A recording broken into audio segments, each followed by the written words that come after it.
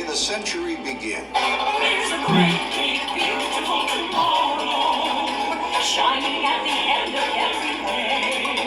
There's a great, big, beautiful tomorrow, and tomorrow is just a dream away.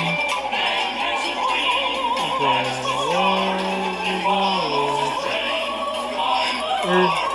And when we grow so reality, It's the dream of for you is one great big beautiful tomorrow.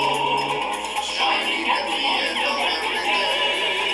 There's a great Tomorrow. just a dream away.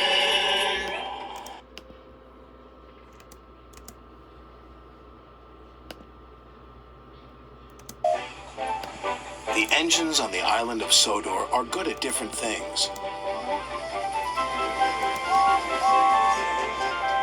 Gordon is a very good express. Percy is good at carrying the mail. And when Edward is not hauling freight cars, he is very good at being a back engine. When engines have heavy loads, Edward buffers up behind and helps push. But Edward is old. Some engines think this makes him unreliable. Edward is a useless old steam pot, Gordon sniffed. He should be retired. But he doesn't have tires, Percy said. Retired, said Thomas, means taken out of service.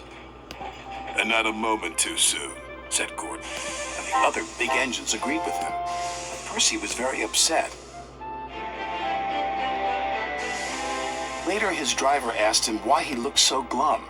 Percy told him about Edward. The big engines don't think he's useful anymore, he said.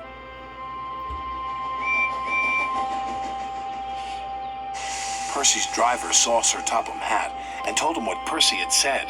I will attend to the matter immediately, said Sir Topham Hatt. Sir Topham Hatt had a plan. The new loop line is completed, he said to Edward. I want you to teach Stepney how to run it properly. But sir, he asked, who will look after the freight cars? Duck will do your work, Sir Topham Hatt replied. Okay, sir. Bye-bye. When the other engines heard Duck was going to help them, they were pleased. Duck is very reliable, said Henry. It makes no difference to me, said Gordon pompously.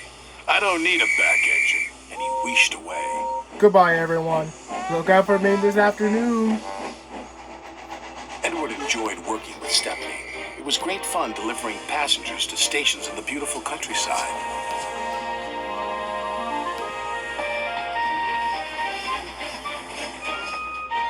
But Duck was not happy.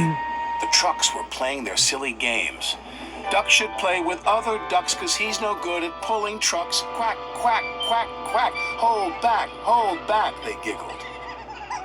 Duck found himself going slower and slower and slower. Halfway up Gordon's Hill, his wheels stopped altogether. Duck was stuck. Oh no, said his driver. This is Gordon's line. Duck's guard phoned the signalman to warn him. It's too late to switch Gordon to the middle line, said the signalman. You'll have to flag him down. Gordon saw the guard. If I stop on this hill, I'll never get started again, he said crossly, and he buffered up to Duck.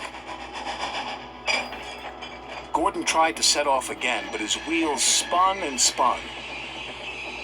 It's no use. We need a back engine, said the driver. I'll send for Edward. Gordon was cross. Edward was excited. He was going to be the back engine for 2 trains. Edward cheerfully buffered up and the strange train set off.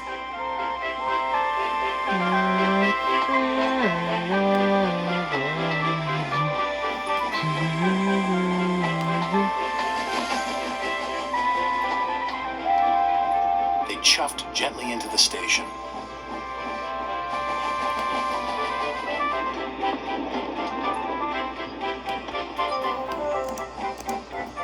Look at that, laughed a boy. The back engine must be the strongest and the best. Gordon was embarrassed.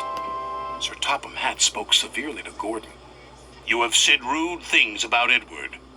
He proved today that he is useful, reliable, and very helpful. Gordon felt very ashamed. The next morning, Gordon apologized. "Thank you for helping me, Edward," puffed Gordon. "You really are a useful engine." "It's good to be back," Edward chuffed happily. Sir Topham Hatt's plan had worked. There was no more talk about Edward retiring.